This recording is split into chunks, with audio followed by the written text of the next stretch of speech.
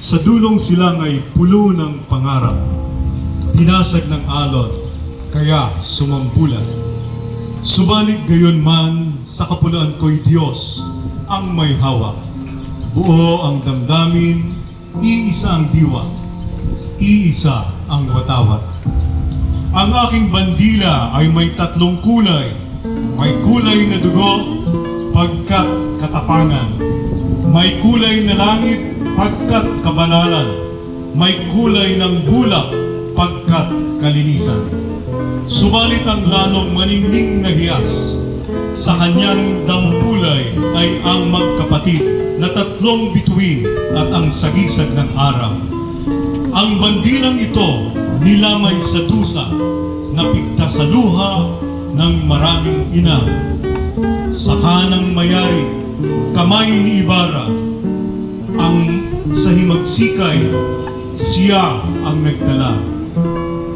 Sinundan ni Elias at ang buong bayay nuna ng sandata, at sila'y nagbangon ng unang paglaya at pagkakaisa.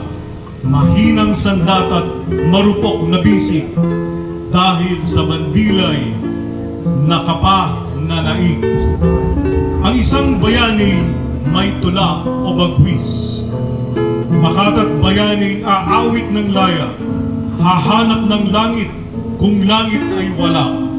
Tabak na lunas sa dusa't hinagpis. Nang minsay ipagbawal ang aking bandila, siya'y hinagkangkong nanatak ang luha. Wika ko sa akin, ang naglahong tala, lalo pang maningning, pagsilay ng luha.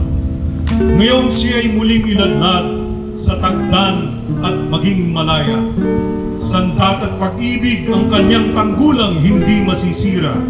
Sa bayan at nayon, sa bundok at parang, sa himpapabiring at sa karagatan, ang aking bandila ay iwinawagayway. Sa tuwing umagay hahag ka ng araw, at sa aking kuta siya ay hindi na muling maaagaw.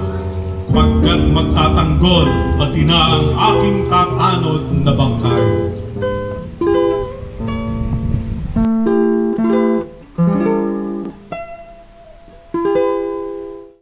Ngayong araw, tayo po ay nagbigay ng respeto sa ating watawat ng Pilipinas. Bilang isang Pilipino, tayo po iba-iba ng paniniwala pagdating sa politika, iba-iba ng paniniwala pagdating sa relihiyon. Ang mga Pilipino, we are divided, but there should only be one common denominator that should bind us together, which is our Philippine flag. Dapat mahalin po natin ito. Tayo mga Pilipino, much to be aspired na tayo ay magdi-display ng ating flag sa ating mga pamayanan at sa ating mga kabahayan. So I hope na tayong mga Pilipino, bilang isang Pilipino, ay maninindigan sa watawat ng Pilipinas. Ang ating priority bilang isang Pilipino, number 1 should be God, second is our country, third is our family, pang-apat lamang ang ating trabaho. If we follow this priority in our life, magiging maganda ang ating Pilipinas, purely because second priority natin after ang ating pong may kapal ay ang ating bansa. Sabi nila, do not ask what the country can do for you, ask what you can do for your country. So on behalf ni Governor Dong Padilla, kami po ay nagpapasalamat sa inyo. Hindi kayo na andito ngayong umaga dahil kayo ay nagtatrabaho sa gobyerno.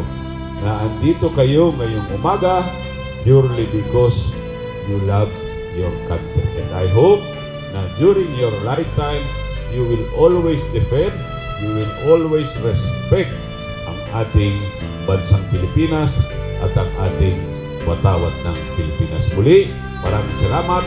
Let us be proud. Let us be proud that we are Filipino and we love our country. Maraming salamat. Magandang umaga sa inyo lahat.